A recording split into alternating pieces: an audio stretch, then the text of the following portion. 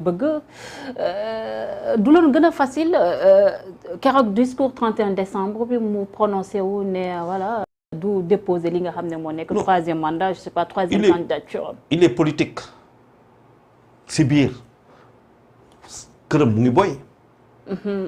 këram mu ngi boy ah këram mu ngi boy bu baax a baax a baax ñu ñànk ni foog nga dem troisième ñoom di ko wax ñoom ñoo xam pourquoi. Mais c'est lui qui avait dit la patrie avant le parti, gouvernance sobre et vertueuse. Mais xam nga présidence est-ce des slogans? waaw mais président de la République. C'est personnel moom mooy déposer à son nom propre sa candidature bu ko deful il ne peut pas être président. Le parti ne peut pas déposer pour lui. yaa ngi maa dégg c'est personnel donc il peut attendre mais bu ko waxee tam léegi il faut que ñu dimbali ko et pour moi c'est là que je dis que les intelligences politiques doivent pouvoir s'asseoir négocier dem vers un compromis politique bu am maanaa ba nga xamante ne waaw góor 2024 ku nekk teg sa gën et puis bon voilà xaw ma ton général ton tab-tab ñu teg bërëb bi moom mu toog fële di seetaan. yaakaar nga ni dina yomb avec forme de lutte yi nga xam ne gis nañ ko ak tamit tout ce qui s'est passé avec le dossier Adji Sarr Ousmane Sonko dossier CREI Karim Meïssa Wade le dossier Khalifa Ababacar Sall. Tout peut se régler. xam nga moi j'entends on parle beaucoup c'est vrai que le président contribue na si situation délétère bi mais ce n'est pas le seul. mais kon daf si contribuer bu bëri mais boo xoolee Sénégal au moment où Mali Burkina Niger yenn dëkk yi ñu ngi dund crise yu doy waar ñun on est en train de construire c'est-à-dire la grande xam nga lan mooy suñu grande contradiction suñuy paradoxe mooy qu'au moment ñëpp ñu ngi taxaw di def nii fëgg sa dënn di ne nii ñu ngi tabax on n'a pas les mêmes réalités faut que ñu toogaat ñu xool comment de manière très intelligente avec humilité ñu toogaat pour que Sénégal apaisement bi ñu gën ko dëgëral ren président de la République 2024 mu organiser élection yoo xamante ne du si bokk. Charles su may dégg j'ai comme l'impression que da nga xam lu ñu xamul wala yow da nga jàpp ne que le président de la République il est prêt à partir. man si lu ma gis ba léegi je le dis à chaque fois j'ai vu le président aller au Niger dem assister à l'installation de Mohamed Bazoum prestation de serment Mohamed Bazoum kan le succédé Mahamadou Issoufou ne du dem troisième mandat bu jël son protégé kii ko président Sénégal la ngi foofu loolu loo ko mënee jàngat wala duñ ko jàngat président dem Washington waxtaan Washington bu mu waxee Washington mu ne ko la question du mandat est réglée nga ñëw nga xool l'article 27 mën nga ko jàng de deux manières mais il a aussi ajouté que du problème de constitution loolu tax ma ne quand il dit réglé mais il faut lire ça en deux sens maanaam ñii buñ ko jàppee mbir bi man la aussi yow nga am si ban lecture man lecture bi bu ma gisee Bazoum ma gis ko Washington ma ne muy gën a dëgëral wax ci ñu ñëw ñu am publication rapport de la Cour des comptes jour symbolique déclaration de politique générale du Premier ministre lundi 12 décembre à 17h le rapport sort jour de déclaration mais pourquoi on me dira c'est le président de la Cour des comptes le premier président de la Cour des comptes moo jël décision bi gën na c'est vrai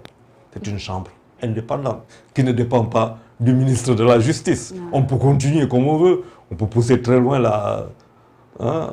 l'humour mais pourquoi ce jour-là quel est le signal de cette affaire rapport boo xamante ne daf koy attaqué mais c'est lui qui a fait le rapport c'est lui qui a demandé pas lui qui l'a fait mais c'est lui qui a demandé qui a voulu une clarification c'est vrai. Pendant ce temps les gens chauffent mais plus nit ñi ñu ngi tàngal plus je le vois ne pas le faire après ñu ne séminaire de Benno Bokk Yaakaar pour kan pour lan pour la candidature de Benno Bokk Yaakaar du loolu la waxoon vendredi bële avant le vendredi xaw ma 29 xaw ma 30 décembre. de se réunir séminaire la lu ñu fa dégg après lan moo fa génn. mais on a vu aussi ce même président Macky Sall commencé waat li nga xam ne moo nekk ces conseils de ministres décentralisés ñu bëri jàpp ne fu mu toll nii dafa commencé def li nga xam ne moo nekk campagne am pour 2024. Oui, avec mais... les 500 et quelques milliards yi nga xam ne annoncé ne ko Tamba et il va continuer sur Thiès. Oui. ainsi de suite ainsi de suite. Voilà, Charles aussi boobu aussi ban lecture lañ si war a am. man la lecture que j'ai c'est pour qui travaille-t-il pour qui fait-il tout ça. Parce que aussi c'est pas parce qu'il n'est pas candidat ou qu'il ne sera pas candidat qu'il n'a pas son candidat. te bu fekkente ne lu mu liggéey nii am na lu si baax am na loo xamante ne mën na si wax surtout sur le domaine immatériel et même si le domaine matériel. le bilan immatériel mën nañ si wax bu baax a baax. en termes d'infrastructure. en termes d'infrastructure on peut parler de certains montages. mais bu fekkente ne def na lii yëpp. ne man daal kii laa gis moo gën pour Sénégal. Les Sénégalais peuvent apprécier aussi. Dans la continuité. Les Sénégalais peuvent apprécier parce que Sénégalais yi lu ñu bëgg a tey affaire bi bu demoon ba lépp rees Sénégalais yi commencé à réfléchir mais ñun kii moo ñu gënal ñun Sonko ñu ne déet man kii moo ma gënal. Clarification. Je pense que bon maintenant si le président travaille pour lui-même pour revenir bon loolu gëwuma ko. Parce que pour moi c'est lourd de sens. Pour moi c'est très très très très lourd de sens. Et l'incident sur Pape Djibril Fall? Pape Djibril Fall n'a qu'à comprendre qu'il a pris de l'envergure à lui d'assumer une consistance politique et de savoir s'il dérange ou pas et qui il dérange. Vous pensez qu'il est assez préparé keroog ba nga ko gisee muy def conférence de presse am? Pape Djibril réussir na fu politique yu bëri échoué hein. Il est député. Première tentative député. am na ay politique yoo xamante ne ñoo ko ëpp tur gën ko fi yàgg lépp pour pas être député. Ça veut dire beaucoup de choses. Maintenant lu si des na xam que il est en train de prendre la place. xale la xale yu bëri ñu koy seetaan il y a des enfants des jeunes qui l'aiment qui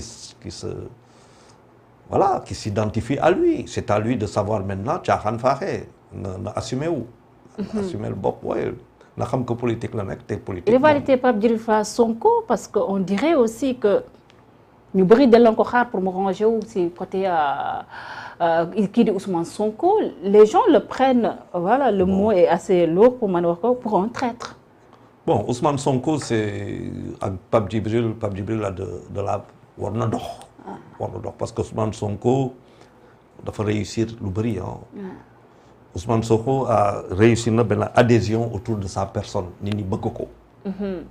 mu réussir beneen adhésion c'est autour de son projet politique de plus en plus ñu ngi dëgg ay nitam et ce sont des gens de qualité parce que c'est vrai que mun nañu ne am na ñu bëri ñoo xam ne saaga la mais boo fa nekk waa Sonko ay saagakat rek ñoo fa nekk ko on se trompe. Il y a beaucoup de cadres. Il y a des gens de qualité ñu ngi leen di dégg et franchement c'est intéressant à suivre.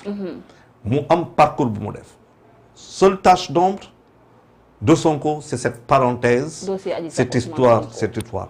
Ça c'est une tache dans le truc politique de Sonko. mais kooku c'est les Sénégalais ñoom ñooy apprécier. maintenant nag am 15% aussi en 2019 à la présidentielle c'est pas peu.